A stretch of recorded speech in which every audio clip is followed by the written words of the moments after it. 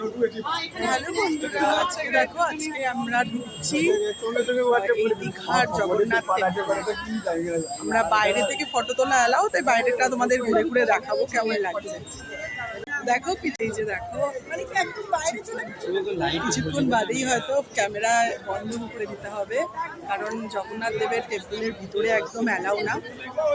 খুবই সুন্দর টেম্পলটা, খুবই সুন্দর ভিতরে। জগন্নাথ দারুণ লাগছে, দেখো পিছনে জয় জগন্নাথ, জয় জগন্নাথ।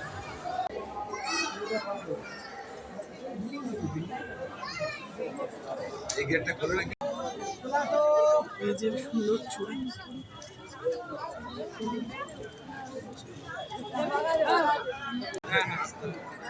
এই যে দীঘার জগন্নাথ টেম্পল।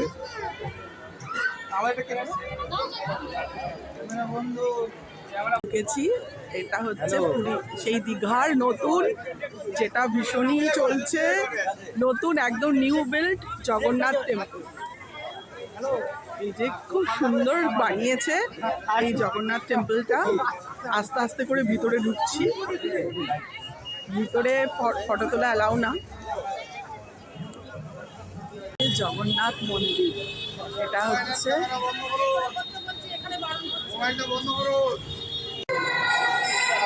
জগন্নাথ দেবের টেম্পল, খুব সুন্দর বানিয়েছে।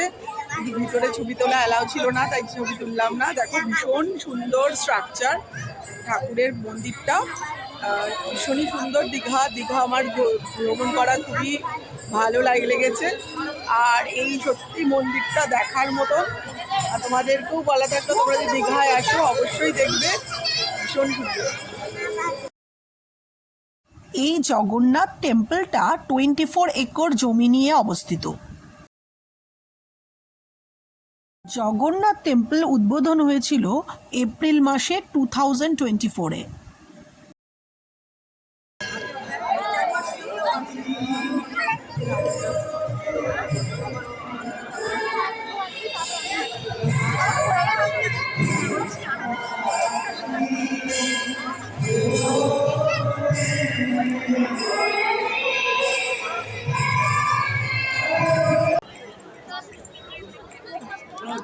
চলো চলো লাইনে এগো।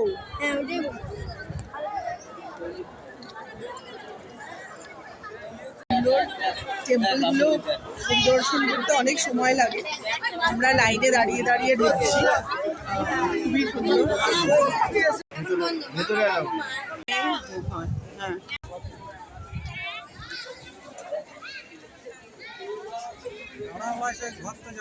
এতটা জায়গা ধরে এই মন্দিরটা প্রচুর বড়, অনেক বেশি স্পেস নিয়ে বানানো, খুবই সুন্দর তৈরি হয়েছে মন্দিরটা, সত্যিই দেখার মতো।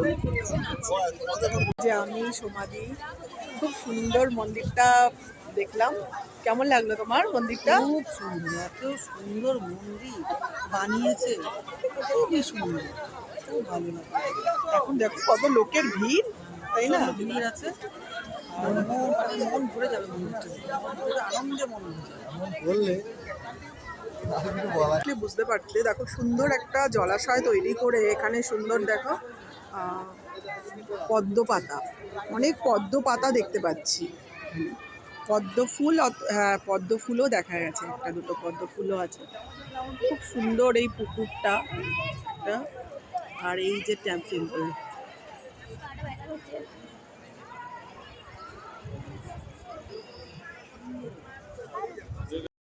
এই মন্দিরে অনেক বিদেশি ভক্তদেরও সমাবেশ রয়েছে।